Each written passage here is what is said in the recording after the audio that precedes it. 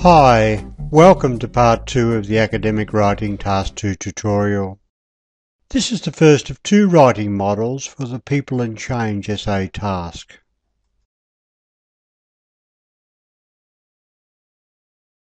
In part 1 of the tutorial on People and Change, we examined this essay writing task. If you have not looked at part 1, we recommend that you do so before viewing part 2.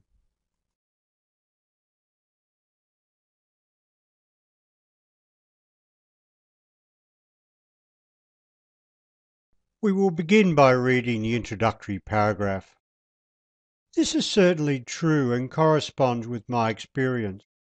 Some people do manage to stay in the same place all their lives and even work for the same company, while others are much more mobile in terms of their jobs and homes.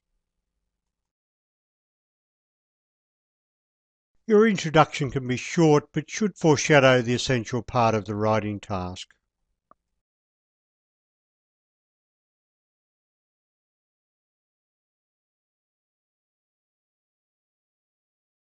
Here's paragraph 2 to look at. I feel that this can be attributed in the first instance to the changing nature of modern societies.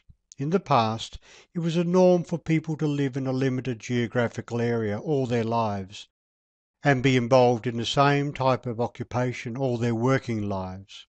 There was simply no alternative to this, especially if you lived in an agricultural society. However, with the rise of modern and specialised companies, it became possible for workers to move jobs, often to places far away. Note that the paragraph begins by linking ideas with the previous paragraph. This gives the essay structure some cohesion. The main focus of the paragraph, however, is historical background. In the past, people tended to be tied to one place and one job. After a time, that began to change. Note the variety of vocabulary in paragraphs 2 and 3. Job, occupation, employer, companies.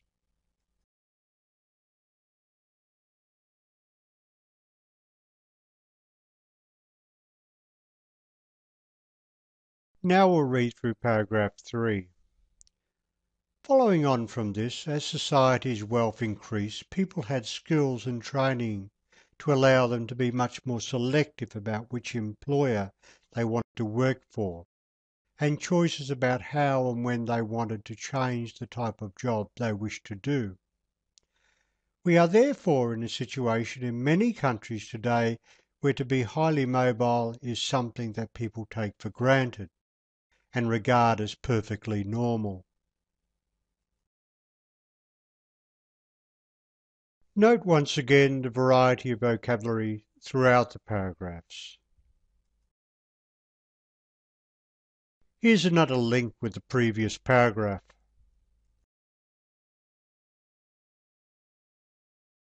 The topic of this paragraph is the mobility of modern societies.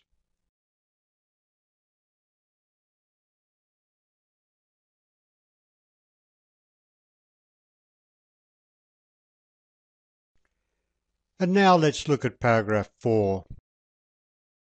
With the opportunity for change comes choice, although circumstances, economic and personal, can often force people to do what they might not normally choose. Therefore, it happens that some people want change in their lives but are not able to effect it. This might be because they have strong obligations to family, might need to look after someone, or might simply not have marketable skills to find a livelihood somewhere else. There are others, of course, who are quite happy to live and work in the same place all their lives, because they do not think moving would enhance their lives. Some are happy to stay put because they would find it very stressful to endure change.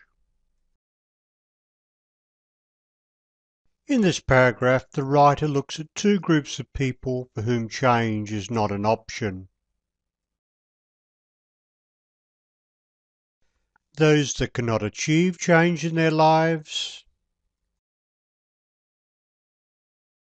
and those that are happy to do without change. Note the short examples: strong obligations to family, look after someone, not have marketable skills.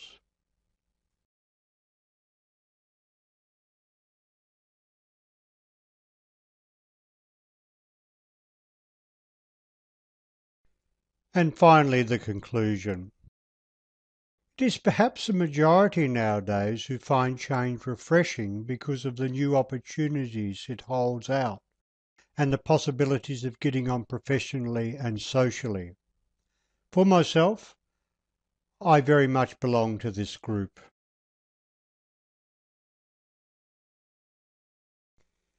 In the concluding paragraph, the writer focuses on those who seek change to emphasise a point, and to show exactly where the writer stands on the issue.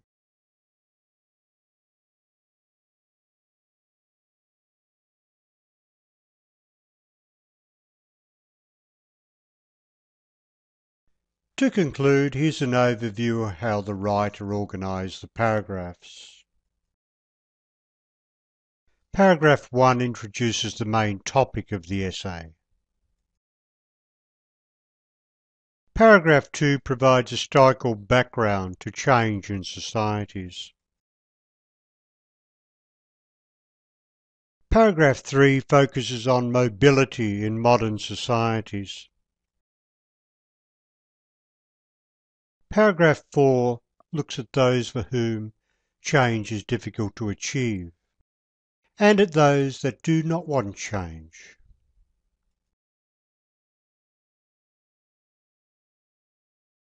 Paragraph 5, the concluding paragraph, focuses on those that seek change. It also shows what the writer feels about the topic. Even though this is a very good way to organise the topic, it is just one of many approaches to the task. For a different method of responding to people in change, take a look at Model 2.